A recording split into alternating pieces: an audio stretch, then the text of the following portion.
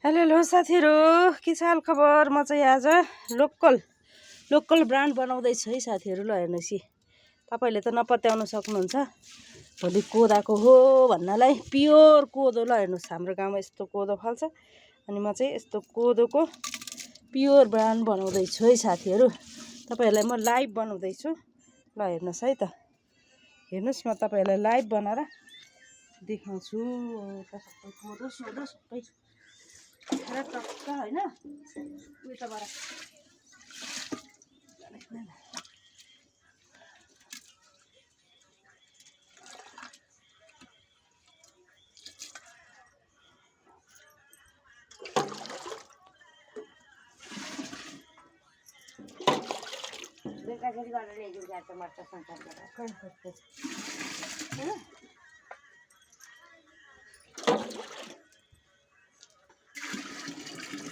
यसलाई चाहिँ जाँड भन्छन् है साथीहरु। पहिला जाँड चाहिँ यसरी तामाको भाँडामा यसरी एप्लाई गर्ने है। कोदाको रक्सी कसरी बनाइन्छ भनेर तपाईहरुलाई म देखाउन लागिरहेको छु। हेर्नुस् है त, है अलि जान्छ पो अनि पानी थप भयो पुरा बाँधेको छ हुन्छ। वेट चाहिँ के छैन लिएर आउनु।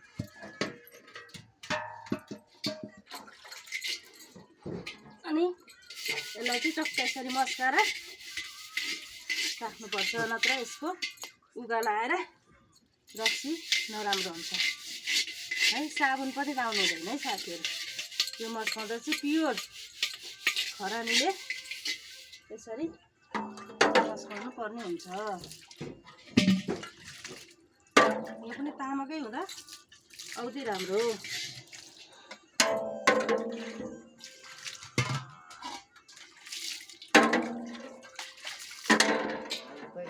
हाले पनि आउँछ। यसलाई चाहिँ अलिकति पुगेन, हेर्नुस् त कोदो पानी हाल्नु पर्दैन होला। बाक्लो पानी पानी न पानी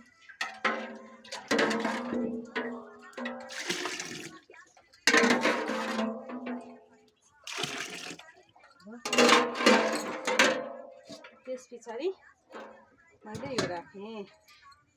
अनि त्यस पछाडि यो चाहिँ मेन रक्सी आउने भनेको यसमा, यो यसबाट हो है साथीहरु। यसलाई चाहिँ नानी भनिन्छ।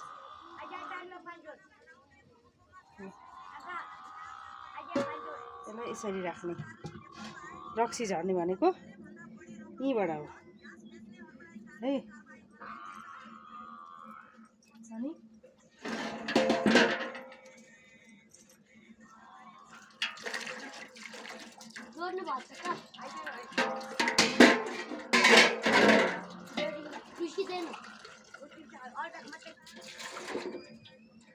यसलाई चाहिँ भाँडो डढ्छ भनेर यो नानीमा प्लास्टिक खोजेर त बाबु एउटा त्यसलाई अलिकति सुरुमै थोरै पानी राख्ने है, थोरै पानी। प्लास्टिक छिर्ले न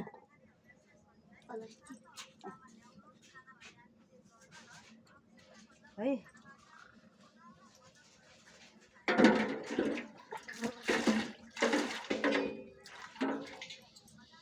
अलिकति बेसार ठुलो चाहिन्छ।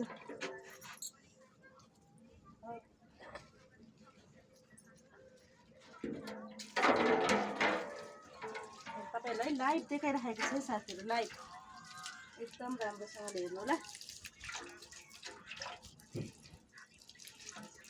यस्तो खलल धाराको पानी आउँछ।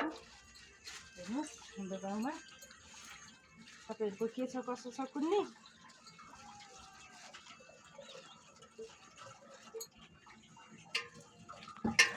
यो चाहिँ प्लास्टिक यहाँबाट यो पलबाट उम्लेर जान सक्छ। त्यो भएर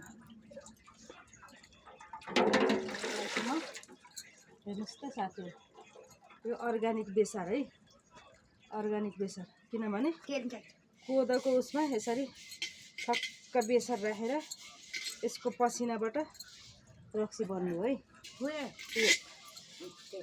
यसरी दलेपछि त्यसको नानीमा यसको पसिना झरेर रक्सी झर्ने हो। अनि यसलाई चाहिँ राम्ररी झरोस् भनेर थोरै तेल राखेको छु है। हेर्नुहोस् है, यस्तो तरिकाले बनाइन्छ। अब यसमाथि ठक्कै यो राख्ने। अब यो राखेपछि के गर्छु त भन्दा पानी राख्छु। यही पानी तातेर तल रक्सी झर्ने हो।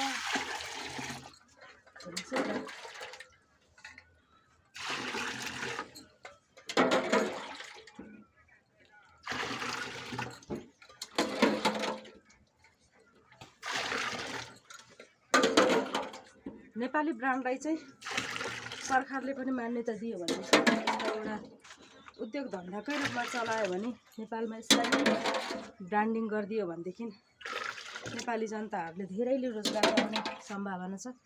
साथीहरू जतिसुकै आदर्श ठोक्रो आदर्श के पनि रक्सी नखाने प्राय मान्छे हुँदैन।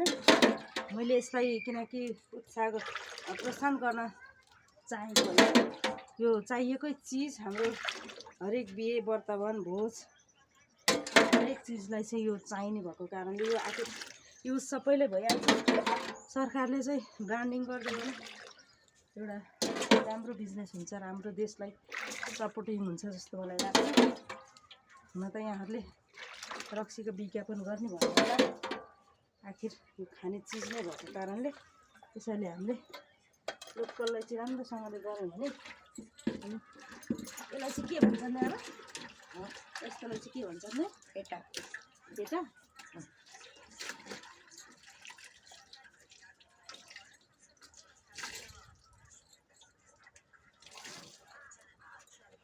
यसलाई चाहिँ फेटा भन्छन् है साथीहरू। यो आगोले गर्दाखेरि हल्का कालो भएको छ, तर यो अति सफा हो।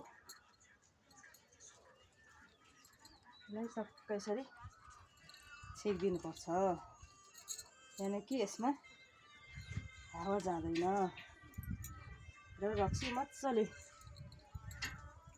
जान्छ अघिको भाँडोमा।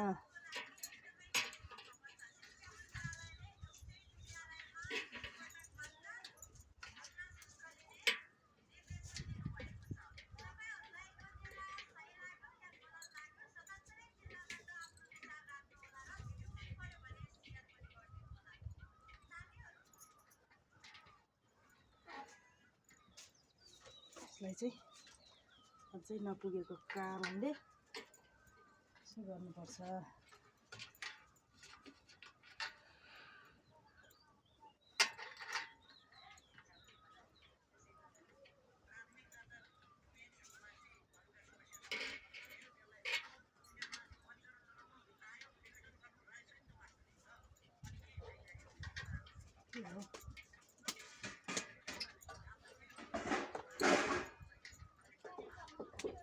ल अर्को पनि राख्नुपर्छ साथी।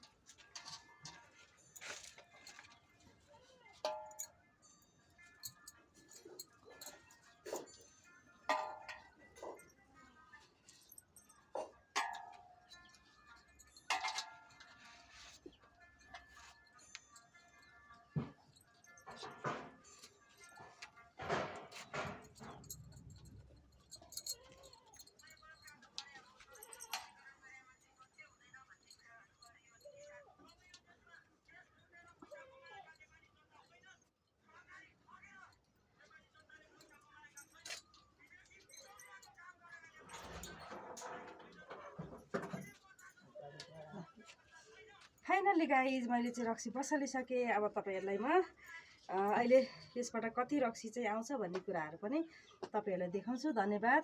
यसलाई चाहिँ तपाईँहरूले लाइक कमेन्ट सेयर गरिदिनु होला। समय साथीहरू माझ पुर्याइदिनुहुन्छ भन्ने पनि आशा राखेको छु। नमस्ते।